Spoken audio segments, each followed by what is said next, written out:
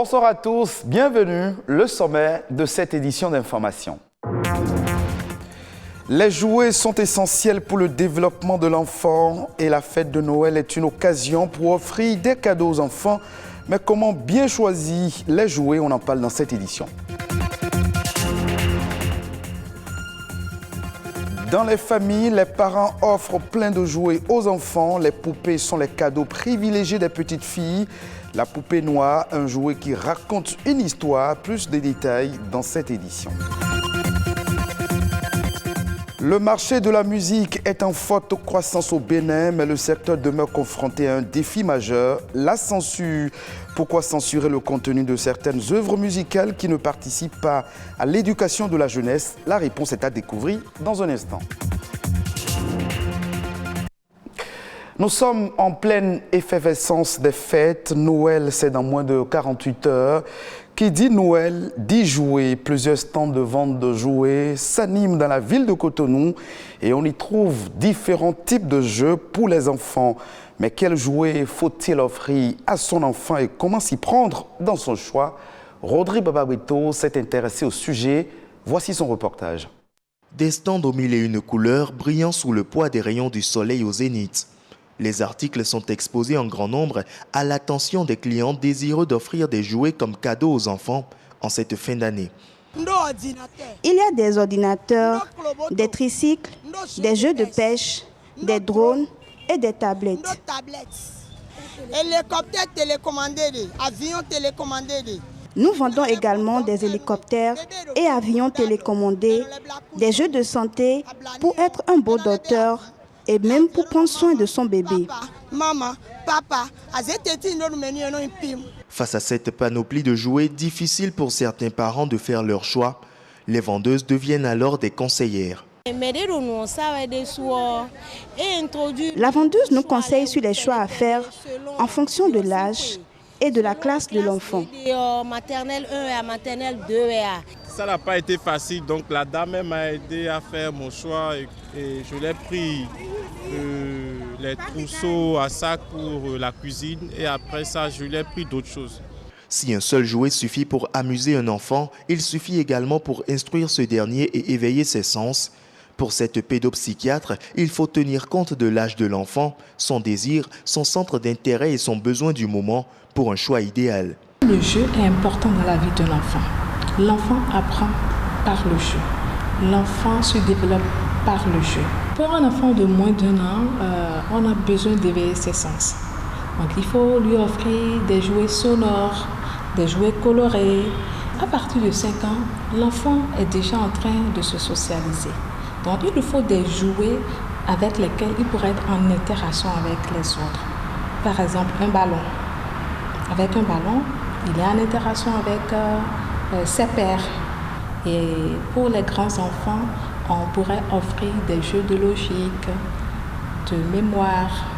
Cependant, certains jouets sont à exclure de la liste. C'est vrai, il est dit qu'il ne faut pas offrir certains types de jouets aux enfants, notamment tous les jouets dans lesquels il y a une certaine forme de violence qui est exercée. Les enfants imitent les adultes en les laissant utiliser ces jouets, c'est un peu banaliser l'acte de violence très tôt chez l'enfant, ce qu'il pourra intérioriser. Et plus tard, ça pourrait éventuellement avoir une incidence sur sa façon d'être en relation avec son entourage. En fonction de leur âge et du développement de leur habileté, les enfants s'intéressent à différents jouets. Pour l'enfant, un jouet qui ne correspond pas à ses besoins ne représente aucun défi. Se fier à l'âge recommandé mentionné sur l'emballage pourrait bien être aussi une façon de trouver rapidement un jouet à la fois amusant et instructif. En cette période des fêtes de fin d'année, les enfants reçoivent différents cadeaux de la part de leurs parents. Et sans nul doute, de nombreuses petites filles ont déjà eu droit à des poupées. Au Bénin, le marché des poupées à la peau sombre et aux cheveux crépus se développe et attire de plus en plus intérêt et curiosité. Les poupées noires, des jouets qui racontent une histoire, c'est un reportage de Petronil Lokosu et Amandine Anyambossou. Coiffer une poupée qui leur ressemble, cette expérience est demeurée un rêve longtemps inaccessible à des générations de fillettes d'Afrique noire. Il a fallu s'affranchir des codes esthétiques européens pour voir enfin ce rêve se réaliser avec l'avènement des jouets respectueux de la diversité. Saterou, 13 ans, a eu sa première poupée noire depuis le bas âge, une expérience qu'elle n'est pas prête d'oublier. Personnellement, j'ai eu la chance d'avoir une poupée noire. Je pense qu'il est vraiment primordial parce que moi, j'ai toujours aimé jouer avec les poupées noires parce qu'elles me ressemblaient. Je pouvais les coiffer alors qu'on m'offrait une poupée Barbie, je faisais ça, le cheveu partait. J'étais scandalisée et puis je me disais mais ça me ressemble pas, j'ai pas envie d'être comme ça. Au-delà d'un simple jouet, ces poupées mettent en valeur la beauté de la femme de l'Afrique noire, la richesse des cultures africaines et la mode afro. Nous avons décidé donc de remettre notre histoire à jour à travers les poupées. Parce que nous pensons qu'un enfant qui joue, c'est un enfant qui apprend. Un enfant qui joue, c'est un enfant qui crée. Et là, à travers nos poupées Nubiadi Black Dolls, nous racontons l'histoire des reines et de l'histoire des rois. Et également, nous avons décidé de l'utiliser en tant que jouet éducatif parce que nous faisons la promotion de l'éducation par le jeu, afin que les parents puissent justement jouer avec leurs enfants. Ces poupées ont connu une évolution dans le temps et la perception des citoyens diverge à son propos. La poupée blanche n'a rien de commun avec mon enfant. Donc, je préfère lui offrir une poupée noire à laquelle il peut s'identifier. Moi, j'aime particulièrement la couleur blanche. La couleur noire, bon, c'est quelque chose qui est sombre. Bon, moi, selon moi, bon, c'est pas bon, c'est noir. Bon, cela peut aussi entraîner ce qui est noir. Je vais prendre les poupées noires. Parce que moi, je suis noir. Il faudrait qu'on fasse un peu valoriser nos cultures africaines. Le marché est encore jeune, mais prometteur surtout pour le continent africain. Nous sommes amenés à avoir des usines qui fabriquent les poupées africaines en Afrique. Et ça arrive, c'est déjà le cas au Nigeria. Et ça va être aussi le cas au Bénin. Nous avons des poupées qui sont fabriquées, customisées ici en Afrique. Nous en appelons les parents à s'y pencher et acheter les jeux éducatifs africains et pour que nous puissions consommer du Made in Africa enfin. Les poupées noires, c'est aussi un moyen de sensibilisation de la couche enfantine sur les conséquences de la dépigmentation de la peau. Comme quoi, le loisir peut aussi servir à éduquer. Contribuer à l'éducation et à l'épanouissement de la jeunesse, c'est aussi le rôle des artistes chanteurs. Mais force est de constater que beaucoup d'entre eux composent des chansons avec des contenus moins instructifs et vulgaire. Auguste Amoussou est un manager d'artistes. Il nous décrit ici la situation tout en proposant quelques solutions pour la visibilité des œuvres musicales béninoises.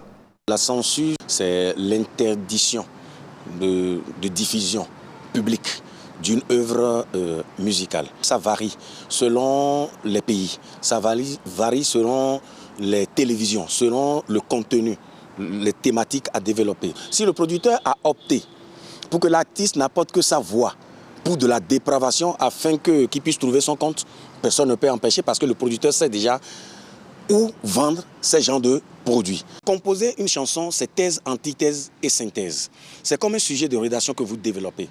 Mais vous pouvez peut-être parler du sexe, l'importance. Mais quand vous allez trop dans le sexe, ce que ça donne, et qu'à partir d'un certain moment, les maladies que cela peut causer. Si quelqu'un qui chante comme ça le sexe est accepté d'office, parce qu'on a un contenu. Mais dès que vous venez et que vous ne parlez que du côté dépravation et des côtés où vous pouvez choquer, ça gêne l'éducation. Que ces artistes-là choisissent le côté élégant de ces mots qui choquent, les développer et surtout penser à l'éducation, ne pas choquer les sensibilités, de ne pas oublier que les enfants sont les relèves de demain et il faut quand même les éduquer et ne pas leur permettre d'aller vers une certaine dépravation pour se faire davantage aimer. Parce que ceux qui choquent n'ont pas tout le monde avec eux, ils ont peut-être une partie des populations avec eux. La Banque africaine de développement BAD s'engage à appuyer la digitalisation du marché financier de l'espace UEMOA par la mise en place d'une plateforme de gestion automatisée des appels publics à l'épargne. Coût de l'investissement, 232 millions de francs CFA.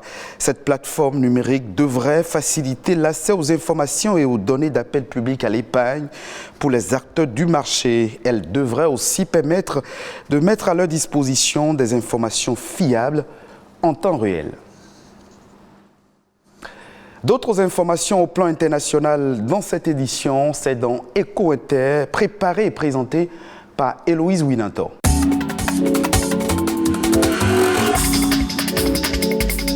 Le prix du gaz s'enflamme et coûte 6 fois plus cher alors que l'Europe entre de plein pied en hiver. La demande est forte en cette saison, mais les stockages affichent un niveau très bas, 63%, et l'arrêt inattendu des centrales nucléaires françaises accroît les tensions. Et pour rappel, la Russie fournit un tiers du gaz de l'Union européenne, ce qui la place en position de force. Selon les prévisions des experts, la facture des particuliers et des industriels sera lourde en 2022. Face à l'accélération de l'épidémie de Covid-19, notamment du variant Omicron, la France a lancé mercredi dernier la campagne de vaccination des enfants de 5 à 11 ans. Elle invite par ailleurs à renforcer le recours au télétravail. Pendant ce temps, la Chine a décidé de reconfiner les 13 millions d'habitants de la ville de Xi'an en raison d'un rebond de la pandémie. Le sucre scintille sur le sapin de Noël. La filière semble retrouver le moral après plusieurs années de morosité.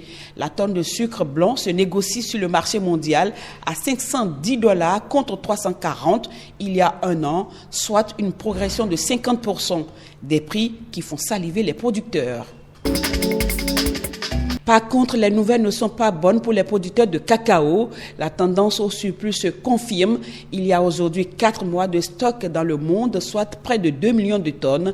Problème, ce n'est pas bon pour les prix. Le surplus est devenu structurel et a fait chuter le prix ces 30 dernières années.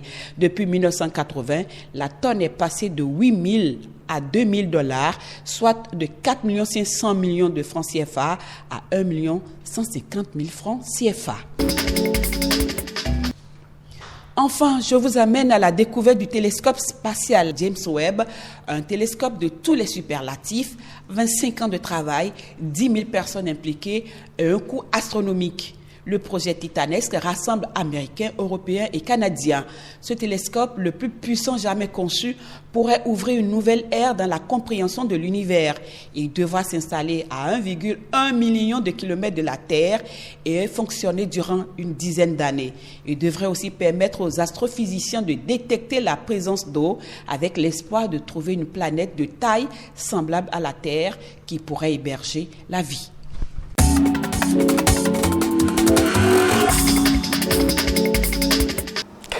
Ce sera tout pour cette session d'information que vous pouvez revoir sur le www.ortb.bj. Merci de votre fidélité.